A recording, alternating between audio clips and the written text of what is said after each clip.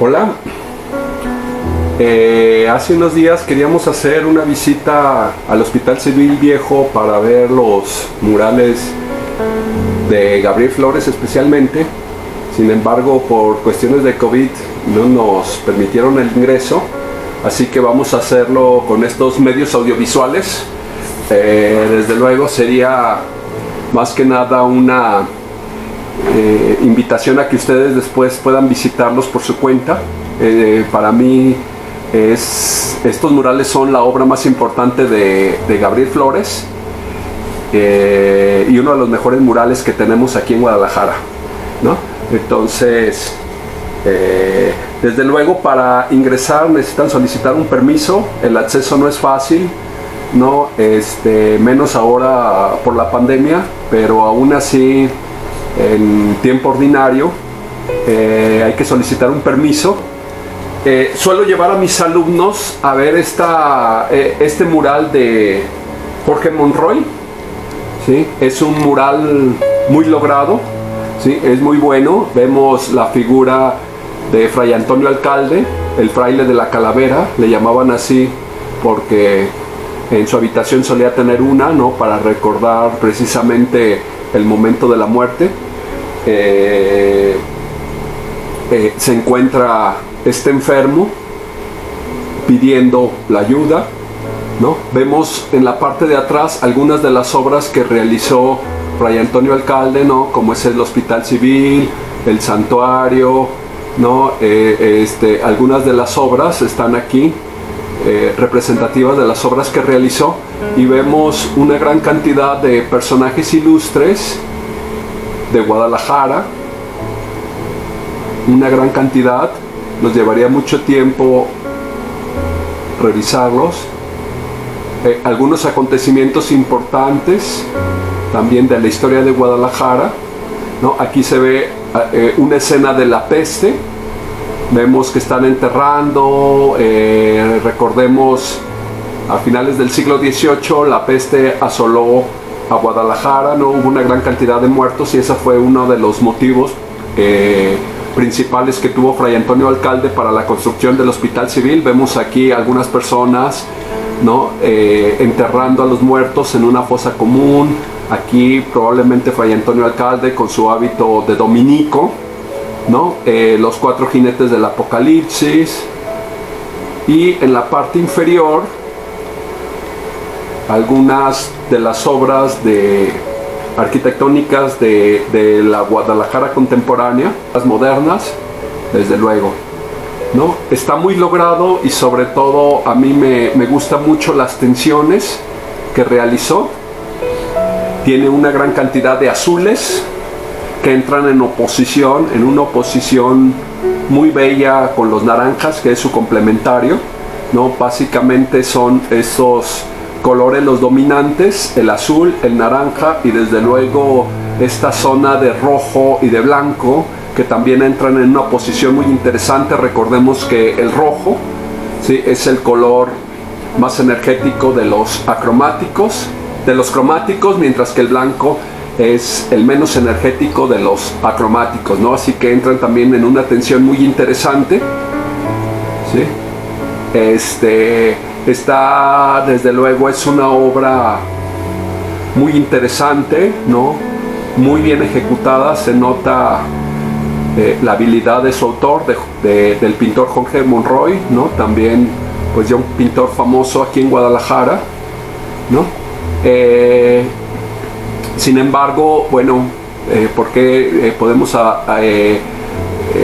hacer algunas observaciones. Desde luego es muy difícil superar la técnica, la maestría del pintor. Sí, tiene una muy buena técnica en cuanto los contenidos, ¿no? Hay una saturación de elementos, es un poco barroca en el sentido de que tiene un horror al vacío, un horror vacui, ¿no? Vemos que en el mismo cuerpo del enfermo están sobrepuestas distintas escenas de enfermedad, de muerte. Aquí un mutilado, ¿no? Una mujer a la que le falta una pierna, muchos enfermos, ¿no? Son las miserias de la humanidad, así lo vemos representado, ¿sí?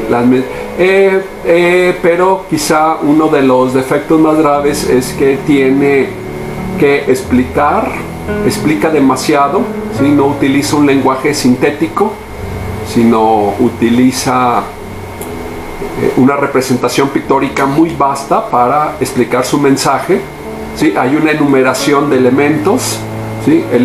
Elementos arquitectónicos, una enumeración larga de estos elementos, ¿sí? Que conforman el Guadalajara antiguo, ¿no? Una gran enumeración de personajes históricos de Guadalajara, también larga la enumeración, una enumeración larga de enfermedades, de dolencias de la humanidad, ¿sí? Y una larga enumeración de las principales obras del Guadalajara contemporáneo. Entonces, para mí adolece que no tiene un lenguaje sintético, es muy vasto, ¿sí? La técnica es excelente, las tensiones son excelentes, ¿sí? Es muy bonito el mural, ¿no? Estéticamente funciona muy bien, ¿sí? Las tensiones son muy agradables, está resuelto con mucha maestría. Vemos el rostro de Fray Antonio Alcalde. No hay por qué hacer comparaciones, ¿no?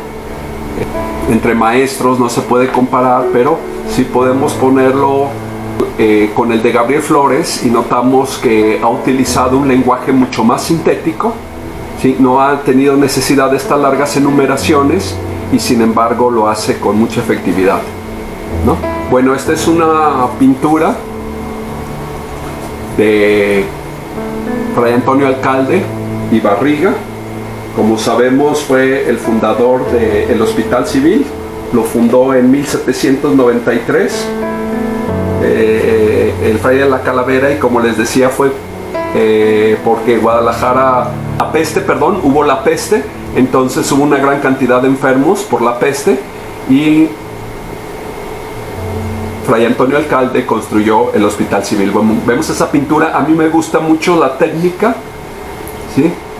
Utiliza en la parte superior la técnica figurativa, mientras que en la parte inferior se permite, ¿no? Algunos elementos un tanto abstractos. Construye como si fueran de carrizo el cuerpo, ¿sí? Y lo rodea con estos anillos y funcionan muy bien, ¿no? Vemos que en la parte se pueden decir tres estilos pictóricos en uno: el figurativo en la parte superior y luego esta parte que tiende al abstracto. Sí, vemos como una construcción arquitectónica más o menos abstracta, y finalmente el expresionismo en la parte inferior, ¿sí? Bueno, esa es una de las cosas que agradecemos a Gabriel Flores, que con maestría manejaba varias técnicas pictóricas en una, ¿sí? Cuando ingresamos nosotros a los murales de Gabriel Flores, ¿no? Vamos a ver esto, son 6 cúpulas, ¿sí? Y 4 lunetos como estos, hechos en panel, ¿sí? Es muy impresionante la pintura.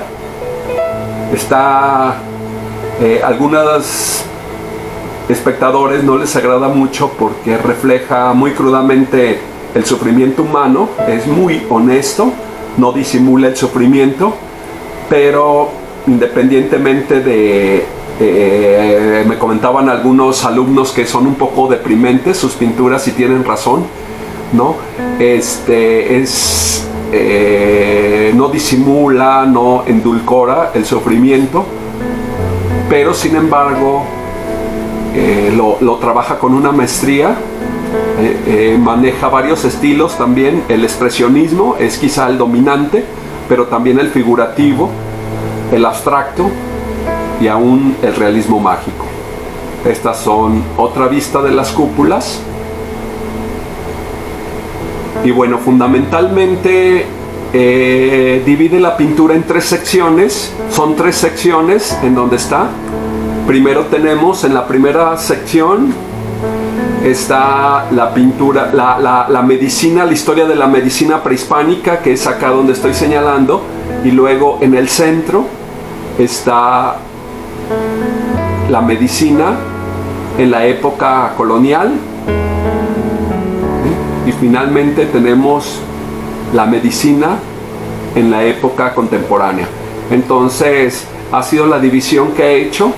Dividir la historia de la medicina es el tema que une todas las cúpulas y todos los lunetos, ¿sí?, en estas secciones.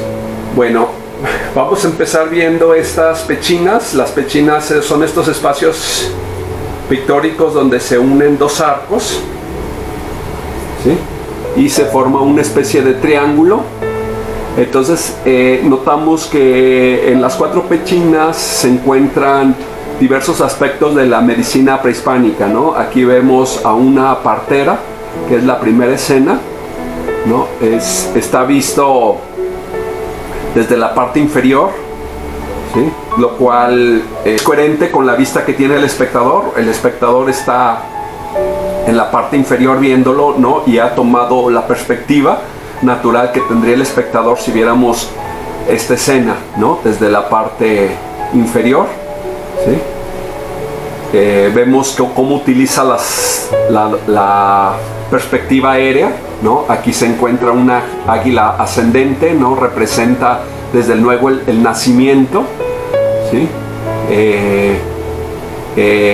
Con la ascensión especialmente del sol. Recordemos que el águila representaba el sol en la mitología náhuatl, ¿no? Los colores que utilizan desde luego da la sensación de esa alegría, que es el color amarillo, la luz, el amanecer, el nacimiento.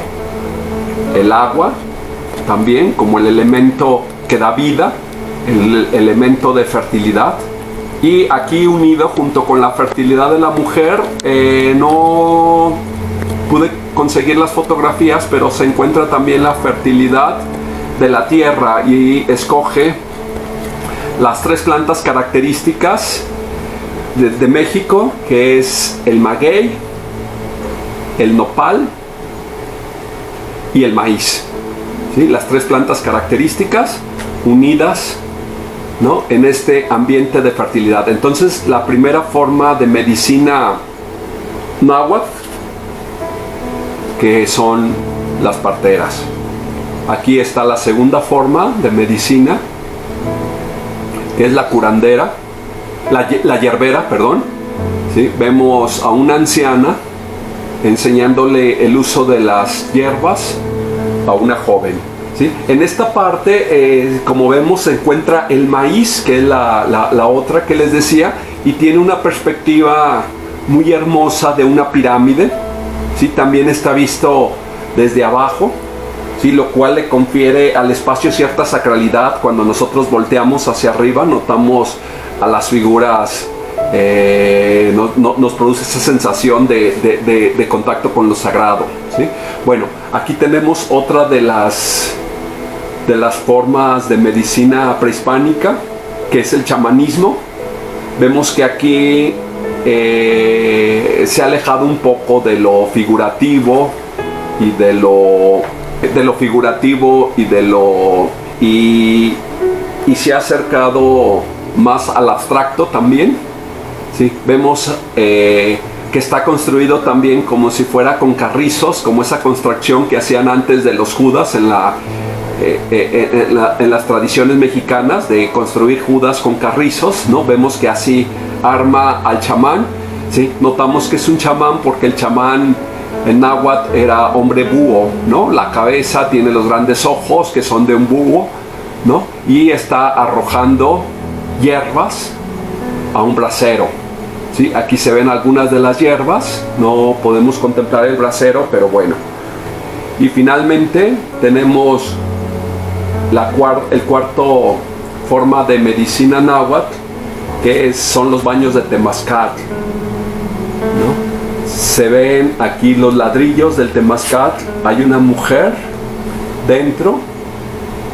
Es una mujer, si no me equivoco, embarazada, ¿sí? Se está todo el ambiente de una manera vaporosa y también las hierbas medicinales adentro de este temazcal. Bueno,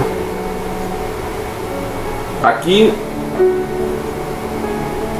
en otra de las esquinas tenemos Tlazolteotl, que era la diosa de la medicina, ¿no? Se encuentra con una piel llagada, ¿sí? Era la diosa que castigaba a la lujuria con las enfermedades venéreas, pero a la vez era la diosa que se compadecía de quienes tenían llagas, ¿no? Sus atributos son estos grandes adornos en las orejas, ese es el atributo con el que se le solía representar, y también tiene la piel de un coyote, ¿sí? Gabriel Flores de una manera ingeniosa ha puesto la cabeza del coyote, está invertido, ¿sí? La mayoría de personas no lo alcanzan a distinguir en un primer momento hasta que se les señala que esta es una cabeza del coyote está invertido, ¿sí? Y lo perciben. Aquí notamos que hay 4 serpientes enroscadas.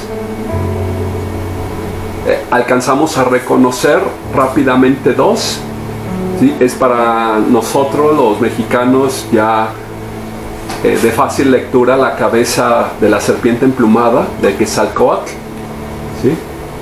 Aquí lo vemos. Entonces el segundo, que también es más o menos fácil de identificar, es Tlaloc. Tlaloc es fácilmente reconocido por los anillos alrededor de los ojos, 2 anillos que en realidad son 2 serpientes, aquí se ven, ¿sí? Sería el segundo dios. Y quedan otras 2 serpientes aquí, esta que se encuentra en color rojo y otra que se encuentra en color negro. Aquí está la cabeza de una, de la que está en rojo, y aquí está la cabeza de la otra en negro, ¿sí? Representan desde luego al Tezcatlipoca rojo y al Tezcatlipoca negro, que son los 4 dioses, los 4 grandes dioses de la mitología náhuatl, ¿sí? Aquí podemos ver una lectura más completa de las escenas. Aquí se encuentra la hierbera, la pirámide que les decía tiene una perspectiva muy bella, ¿sí? Aquí se ven las 4 plantas características de México: el maguey que les decía, el maíz y el nopal, ¿sí? Vemos otros símbolos de la cosmogonía a su vez, ¿no? Como vemos aquí la luna con el conejo, que nos remite a la leyenda de Tecusistecatl y Nanahuatzin. Bueno, hace mucho tiempo escuchamos la leyenda, ¿sí? de por qué representaban los nahuas la luna con un conejo. Probablemente ya la olvidamos, ¿sí? Así que la recordaré rápidamente, ¿no? Estaba sumido en la oscuridad, entonces se reunieron los dioses en Teotihuacán y acordaron dar la luz a los hombres. Entonces se les pidió a los dioses, ¿no? Que hubiera algún voluntario para que se inmolara para poder dar a la luz, ¿no? Los ojos de todos se pusieron en Tecusistecatl, ¿no? Que era un dios muy hermoso, ¿sí? Entonces él, un poco presionado por los otros dioses, accedió y se levantó una mano por ahí que era Nanahuatzin, que él se ofreció también, ¿no? Nanahuatzin era un dios llagado, ¿no? Azotado por la enfermedad. Entonces se les pidió que hicieran sacrificios durante varios días, y mientras que Tecusistecatl ofrecía flores, Nanahuatzin se sacrificaba a sí mismo, se causaba heridas con una punta, con una espina de maguey. Entonces llegó el día en que habrían de inmolarse, se encendió una hoguera y se le pidió a Tecusistecatl que se lanzara dentro de ella. Tecusistecatl no se quiso lanzar, pero generosamente Nanahuatzin se lanza. Nanahuatzin se convierte en el sol y Tecusistecatl, al ver que había perdido la oportunidad en convertirse en ese astro tan radiante y tan bello, ¿sí?, se lanza detrás de él. Entonces surgen dos soles, ¿sí? El calor era excesivo en la tierra, por lo tanto uno de los dioses lanzó un conejo sobre el sol de Tecusistecatl para apagar el resplandor, ¿no? Entonces se hizo un astro menos luminoso, que es la luna, ¿no? Y por eso es que el conejo se encuentra, porque el dios le lanzó el conejo. Bueno, esta es la historia, ¿sí?, la bella historia, y aquí está representada. Notamos también que el mural está dividido entre el día y la noche. Vemos el color amarillo de este lado, que es el día, mientras que de esta parte está la noche. Y notamos también que están dos águilas, ¿sí? Un águila que va ascendiendo, que es en realidad el símbolo del sol, ¿sí?, está ascendiendo, y un águila que está descendiendo, que se va convirtiendo en la noche, es decir, el oriente, el nacimiento del sol, y el poniente, la puesta del sol, ¿no? Vemos otro símbolo. Es muy bello el colibrí. Está hecho solo con una mancha oscura. Las plumas tornasoladas del colibrí está hecho con una gran cantidad de puntos y funciona muy bien, ¿no? Lo hizo con mucha maestría. Ojalá tengan oportunidad de verlo, que representa también a Huitzilopochtli. Entonces se encuentran los 5 dioses principales. El dios de la guerra, aquí recordemos que Huitzilin es colibrí, de donde viene la palabra Huitzilopochtli.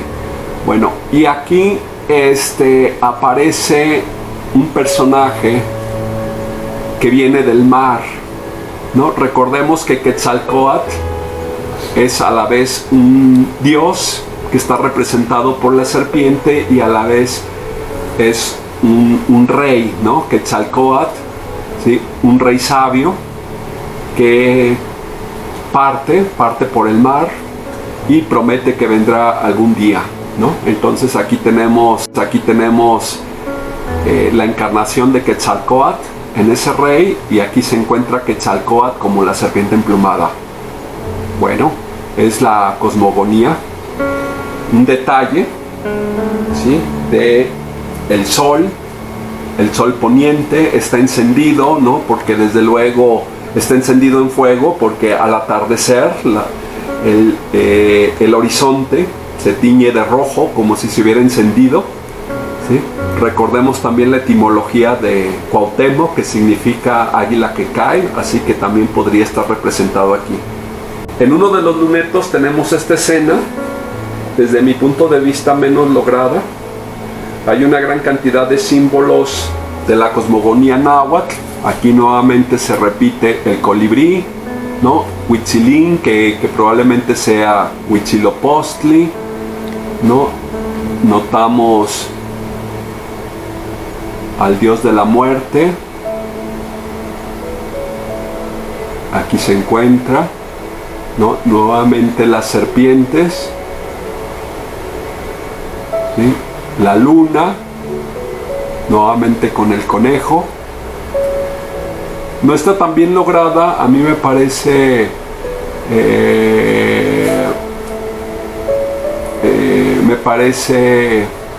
que no era necesario que se repitieran nuevamente los símbolos de la leyenda si ya estaban allá. Se pudo aprovechar mejor este luneto, y además notamos que no están tan logradas las figuras. Yo de hecho dudo un poco de que él sea el autor de este luneto, ¿sí? La pintura se ve muy inferior, ¿sí?, a la que suele tener Gabriel Flores, ¿sí? Probablemente la hizo un discípulo de él. Aquí vemos a un clamatinide o un sabio, ¿sí? Les decían, eran los quienes escribían los códices, ¿sí? Los dueños de la tinta negra y la roja. Aquí vemos los dos recipientes, la tinta negra y la roja. Es un clamatinide que se encuentra mirando el cielo, mirando las estrellas, mirando el cosmos, ¿sí? Produciendo esa maravillosa cosmogonía, todo ese grupo de leyendas, ¿sí? En un observatorio.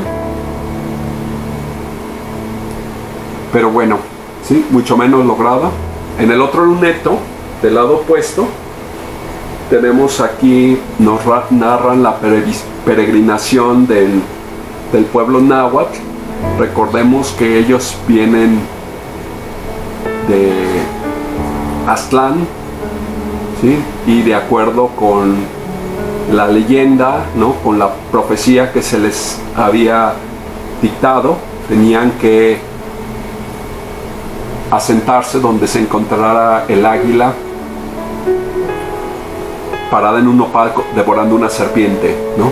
Vemos que los acompañan nuevamente Huitzilopochtli, aquí bajo la forma del colibrí, y Quetzalcóatl, la serpiente emplumada, que lleva este líder, este jefe, ¿no?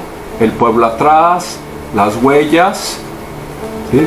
Otro sacerdote con una máscara de Tlaloc, lo reconocemos por los anillos alrededor de los ojos, ¿sí? Y algunos elementos, ¿no? Se dice que pasaron por Jalisco. Aquí está el glifo de Jalisco. Jalisco, lugar de Jal, ¿no? La Jal es esa arena tan característica en esta región, ¿no? Entonces el glifo es un ojo llorando, ¿sí? Llorando porque le ha entrado precisamente el Jal, esa tierrecilla en los ojos, ¿no? El glifo de Jalisco, se dice que por aquí pasaron los náhuatl, pero no se asentaron, ¿no? Y aquí vemos a dos perros característicos que son las Xolescuincles, ¿sí? Los perros sin pelo, ¿sí? Característicos, hoy casi en extinción, pero muy abundantes en esa época, ¿no? Acá vienen de Aztlán, el símbolo, la garza, nuevamente el sacerdote y los Xolescuincles. Acá una vista general de los murales, ¿sí? Lo que decía de que son maravillosas en cuanto a la técnica, el dinamismo del trazo, ¿sí? Y esta la sentimos muy inferior, demasiado saturado de elementos, no percibimos una composición fuerte, no hay grandes tensiones, ¿sí? Hay una saturación de elementos innecesaria porque ya estaban en la cúpula central, lo sentimos muy inferior, pero bueno, ¿no? Como digo, puede ser de uno de sus discípulos, o también suele pasar que a veces los grandes maestros no siempre están a su propia altura, ¿sí? También suele pasar eso, ¿sí?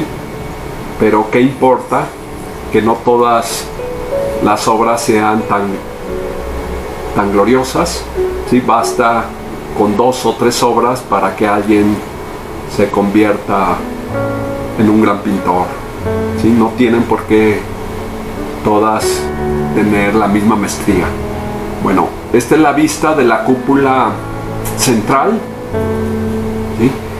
Esta es la vista que se suele percibir cuando nosotros ingresamos, ¿sí? Está la puerta y esto es lo que percibimos. Se encuentra la figura de Fray Antonio Alcalde y Barriga, y vemos que una de las cosas que nos llama la atención es que lo reconocemos por su hábito dominico.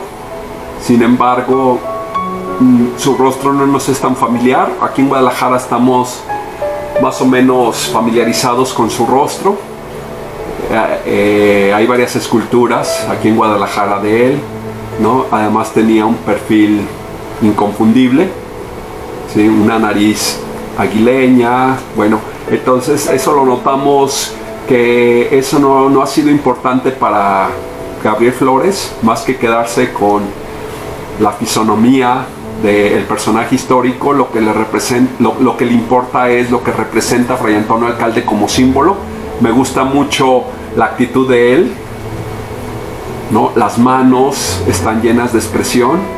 Todos estos juegos de línea le conceden un dinamismo. Percibimos una energía intrínseca, ¿no? Esta luz también es muy energética, ¿sí? Entonces lo percibimos como un mural muy energético, en realidad todo. Esta es la vista que tenemos de la cúpula, ¿sí? Vean qué cosa tan bella, ¿no? Y aquí 4 escenas, las voy a comentar rápidamente y después las veremos parte por parte, ¿no? Está la cúpula dividida en 4 partes y 3 partes son utilizadas con el tema de la peste, y tiene esta figura que es la figura redentora, y es la figura redentora de todo el mural, ¿sí? Como les decía, ha sido muy honesto al expresar el dolor, al expresar la muerte, al expresar la enfermedad. No lo ha endulcorado, ¿sí? Y sin embargo, a pesar de que percibimos tanto dolor, ¿sí? Tiene una figura redentora que le confiere esperanza. Me han dicho los alumnos que si ellos estuvieran enfermos e ingresaran, no se sentirían muy optimistas, ¿no? Y desde luego que no lo sería. No fue la intención claramente del artista, ¿sí? Pero lo que sí es que utiliza esta figura redentora que ilumina el sufrimiento de todas las demás pinturas. No basta una figura para iluminarlo, ¿sí? Vamos a pasar a cada una de las partes. Bueno, otra vista, las manos, ¿sí? Vean la habilidad del dibujo de Gabriel Flores. Se puede quedar uno un buen rato viendo tan solo una de las manos, ¿sí? No es la belleza clásica, no es la belleza de la armonía, de la proporción, es la belleza de la fuerza, es la belleza del carácter, del dinamismo, ¿sí? De la energía psíquica. Nuevamente, ¿sí? Otra vista, aquí miren, también como signo de esperanza el arco iris, ¿no? Recuerden el símbolo bíblico del arco iris después del diluvio, ¿no? Es la esperanza, y aquí lo utiliza también. Miren esta escena, ¿sí? Se encuentra aquí un enfermo y su familia probablemente, ¿no? Se encuentra con ellos. Aquí hay un cadáver, alcanza a percibirse una calavera.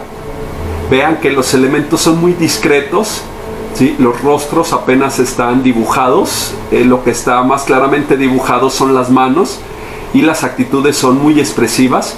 Esta parte, obsérvenla,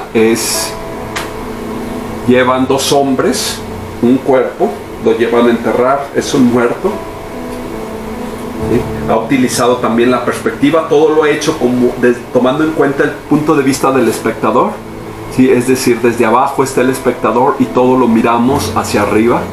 Este cuerpo ya está verde, esta calavera. Vemos en esta escena que están pidiendo, ¿no? Se está pidiendo la gente, los habitantes están pidiendo ayuda, y se nota, este es un símbolo de una oración, son manos abrazando cruces.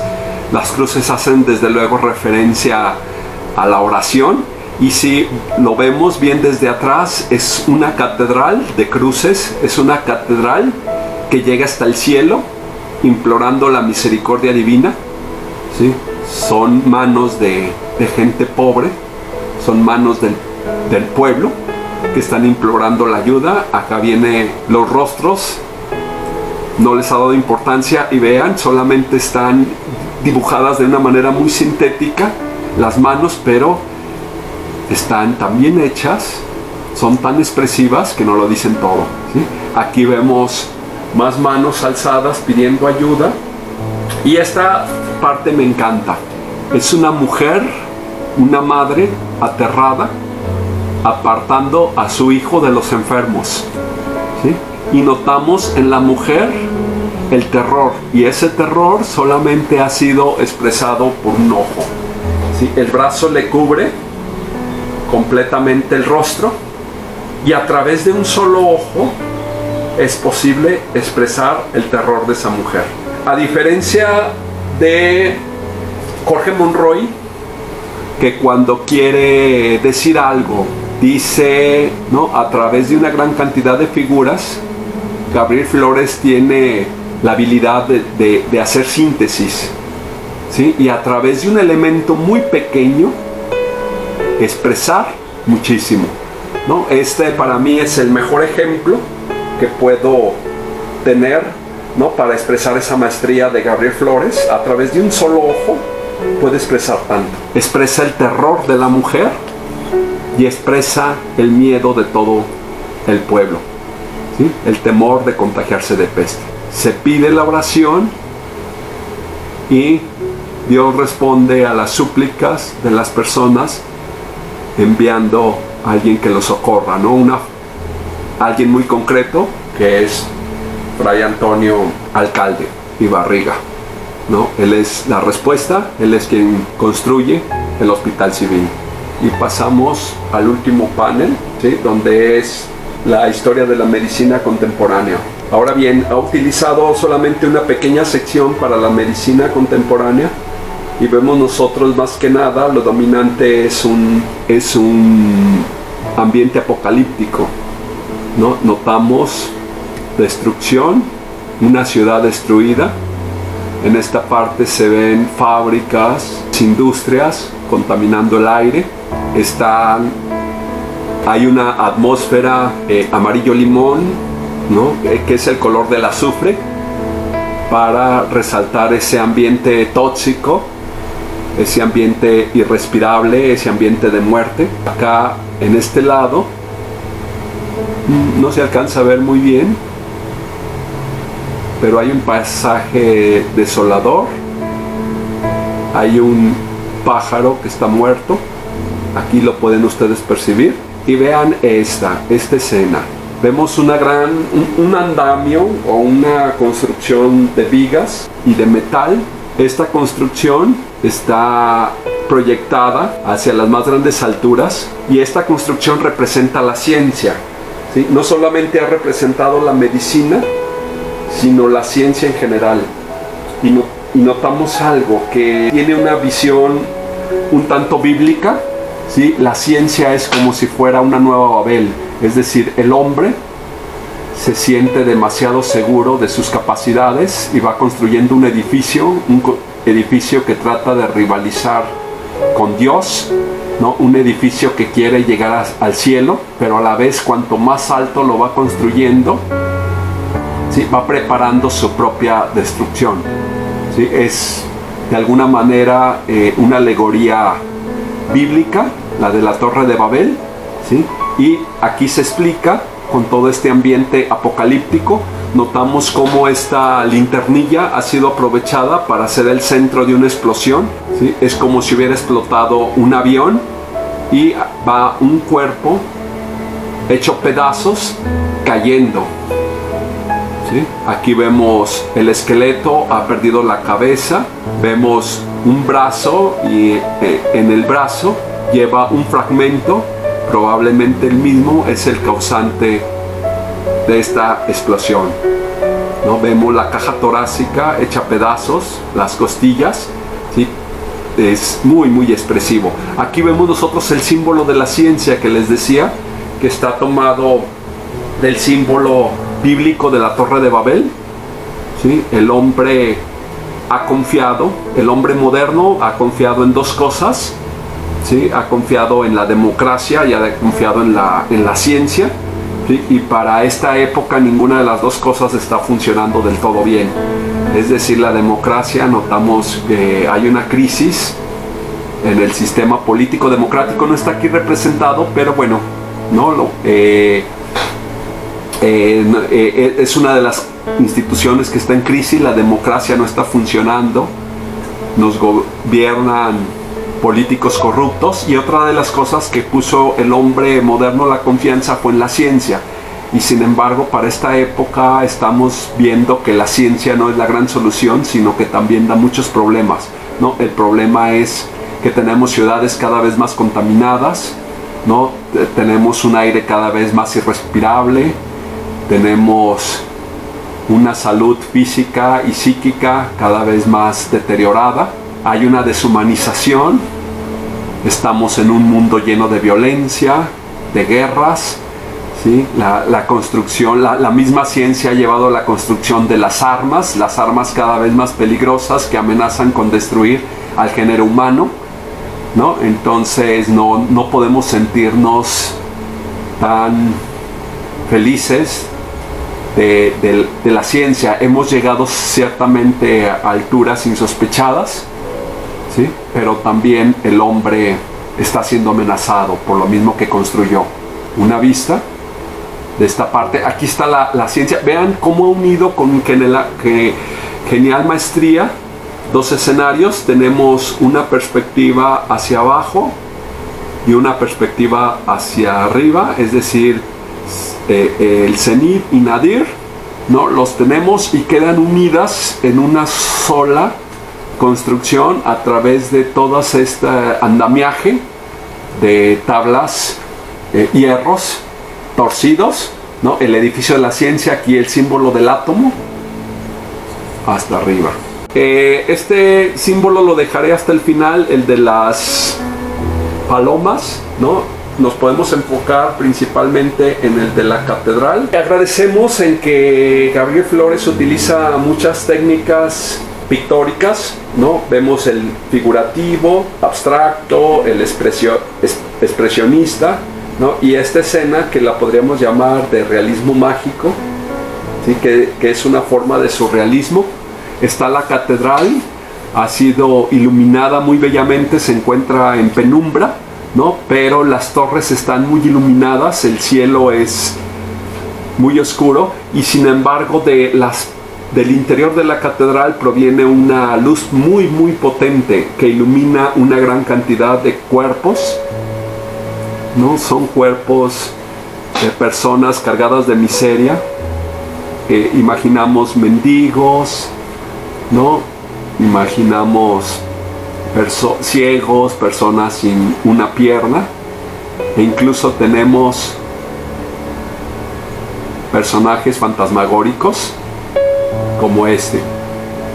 Es decir, son personajes que prácticamente ya están muertos, ¿no? Adivinamos que son personas reales, pero que para la sociedad prácticamente son como fantasmas, nadie les pone atención, son personas que han pasado la existencia como sin que nadie se preocupe por ellos, ¿no? Aquí notamos otra de esas figuras un tanto fantasmagóricas, lleva un estandarte religioso, pertenece probablemente a una cofradía, ¿no? Vemos personas que hacen de la religión su refugio porque han sido rechazados, ¿sí?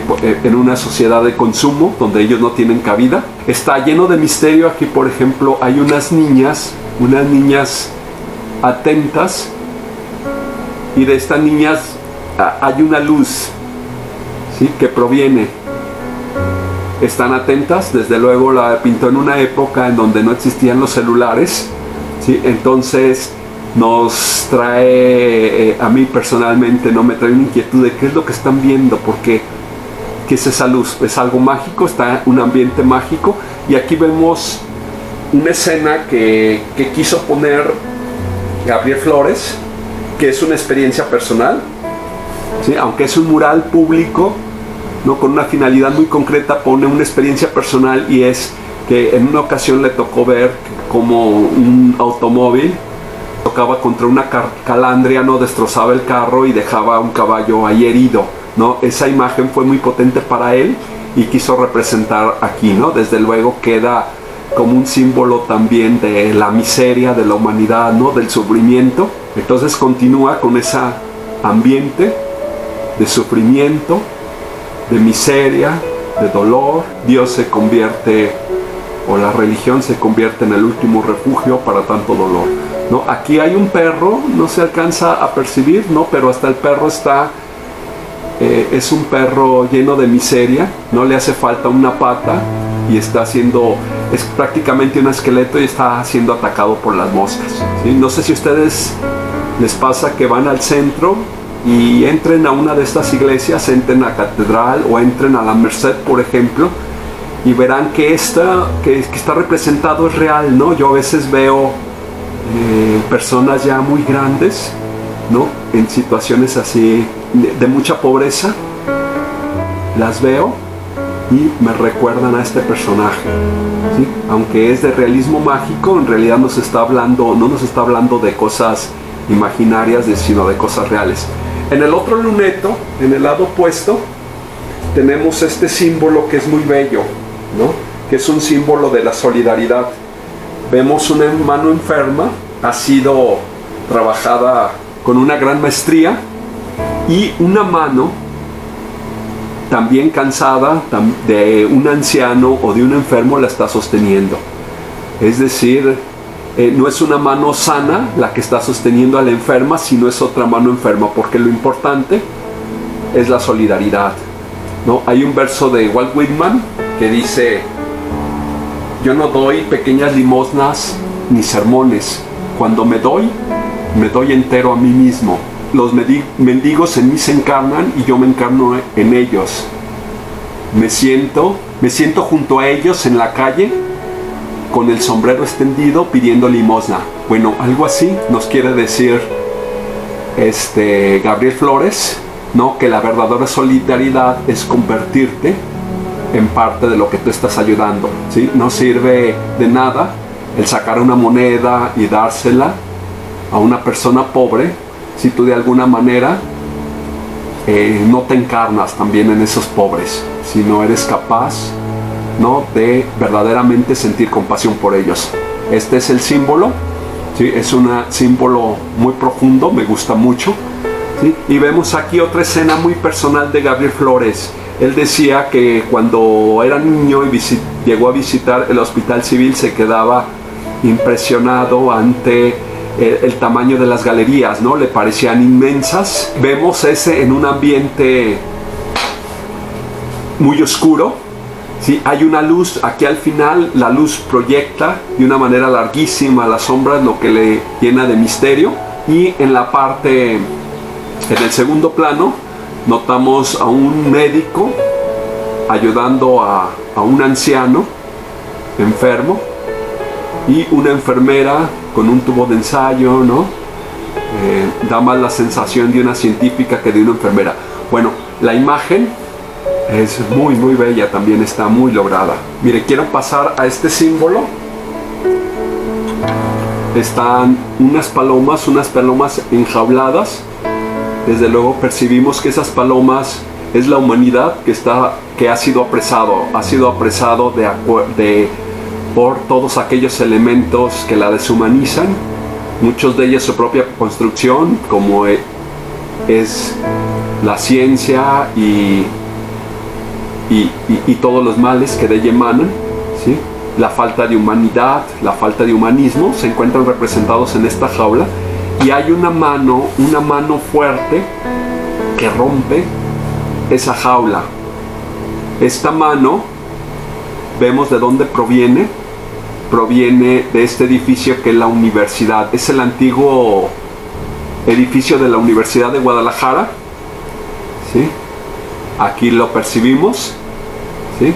Y de este edificio proviene esta mano gigantesca con una luz intrínseca. Vemos una luz que sale de entre los dedos y rompe con fuerza la mano, rompe con fuerza la jaula, y aquí muchas palomas revoloteando, es decir, la humanidad ha sido liberada, ¿no? El mensaje es muy claro: liberación del hombre no proviene de la ciencia, al contrario, ¿no? La ciencia puede construirse en nuestra propia destrucción, ¿sí? Sino la liberación del hombre proviene de las humanidades, es decir, lo que nos libera, ¿sí? Es el humanismo, nos libera la literatura, nos libera la poesía, nos libera la filosofía, el conocimiento de la historia. Las humanidades es lo que liberan al hombre y nos dan la libertad. Y viene otra escena, voy a devolverme. Aquí se encuentra el edificio, ¿no?, de la universidad. Aquí está, y está la mano de Gabriel Flores firmando su propio mural. Aquí no se alcanza a percibir, pero está la mano de Gabriel Flores. Este es el edificio de la universidad. Vemos la luz, ¿no? La luz siempre, a través de la luz, expresa mucho, tiene un sentido liberador, ¿no? Esta es la humanidad, pero es una humanidad ya liberada. Vemos una gran cantidad de palomas. Nos trae desde luego un elemento muy esperanzador entre tanto sufrimiento. Es la humanidad que ha sido liberada. El hombre ha encontrado su libertad.